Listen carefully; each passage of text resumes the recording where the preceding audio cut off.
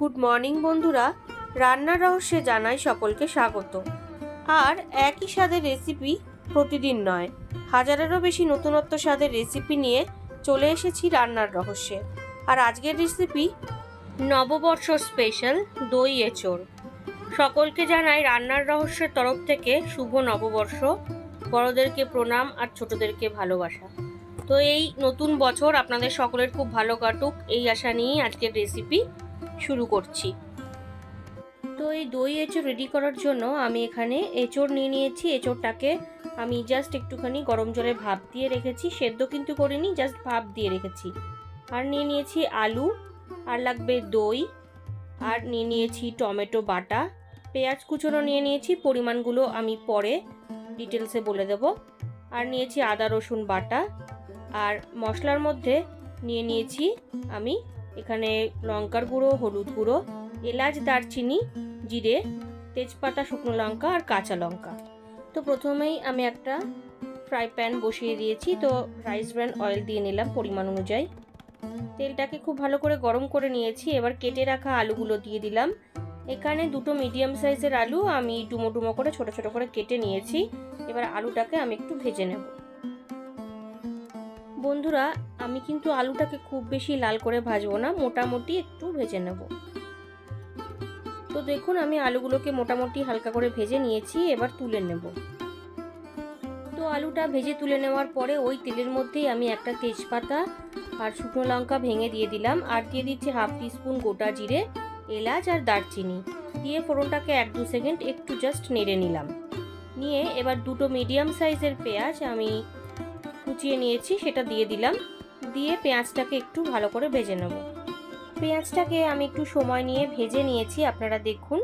এবার এর মধ্যে আমি দিয়ে দিচ্ছি 1 টেবিল স্পুন আদা রসুন বাটা, দিয়ে পেঁয়াজের সঙ্গে ভালো করে মিশিয়ে নিচ্ছি। ওই একই সাথে এবার দিয়ে দেবো 3টে টমেটো আমি বেটে নিয়েছিলাম ছোট সাইজের, সেই টমেটো পিউরিটা দিয়ে দিলাম। আর কয়েকটা কাঁচা পাকা লঙ্কা চিড়ে নিয়েছিলাম, সেগুলো দিয়ে দিলাম। দিয়ে এবার ভালো করে আমি কষিয়ে নিচ্ছি। আপনারা দেখুন, মশলাটার থেকে কিন্তু অয়েল রিলিজ করে দিয়েছে। এবার আমি ড্রাই কিছু মশলা দিয়ে দেবো। দিয়ে দিচ্ছি এখানে 1 teaspoon Kashmiri red chilli powder, just কালারের জন্য। হাফ টিস্পুন হলুদ গুঁড়ো দিয়ে দিলাম।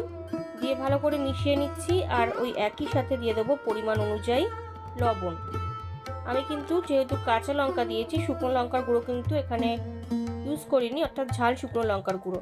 তো দেখুন, ভালোভাবে কষিয়ে নিচ্ছি। ভালো করে মশলাটাকে কষিয়ে নেওয়ার পরে আমি এর মধ্যে ফেটিয়ে রাখা হাফ কাপ দই দিয়ে দিলাম। দইয়ের একটু বাটি দেওয়া জলও আমি দিয়ে দিচ্ছি। দিয়ে এবার গ্যাসের ফ্লেমটা কিন্তু একদম লো করে দিয়েছি আমি, চাইলে আপনারা অফও করে দিতে পারেন। তো দিয়ে এবার ভালোভাবে আমি দইটাকে সব কিছুর সঙ্গে মিশিয়ে নিচ্ছি। দইটাকে ভালো করে মিশিয়ে নেওয়ার পরে আমি গ্যাস অন করে দিয়েছিলাম। দিয়ে দেখুন, ভালো মতন কষিয়ে নিচ্ছি দইটাকে। এবার ভাপ দিয়ে রাখা এঁচোড়টা দিয়ে দিলাম। এঁচোড়টা দিয়ে এবার মশলার সঙ্গে ভালো করে আমি মিশিয়ে নিচ্ছি। আমি এখানে একটা ছোট সাইজের এঁচোড় নিয়েছি, অর্থাৎ 500 গ্রাম মতন, কেটে সব কিছু বাদ দিয়ে 500 গ্রাম মতন দাঁড়িয়েছে। তো দেখুন, এঁচোড়টাকে ভালো করে মিশিয়ে নিয়েছি। এইবার এর মধ্যে ভেজে রাখা আলুগুলোও আমি দিয়ে দিলাম। দিয়ে এবার এঁচোড় আর আলু সমস্ত কিছু আমি ভালোভাবে মিশিয়ে নিচ্ছি। বেশ কিছুক্ষণ সময় নিয়ে আমি এঁচোড় আর আলুটাকে মশলার সঙ্গে কষিয়ে নিয়েছি।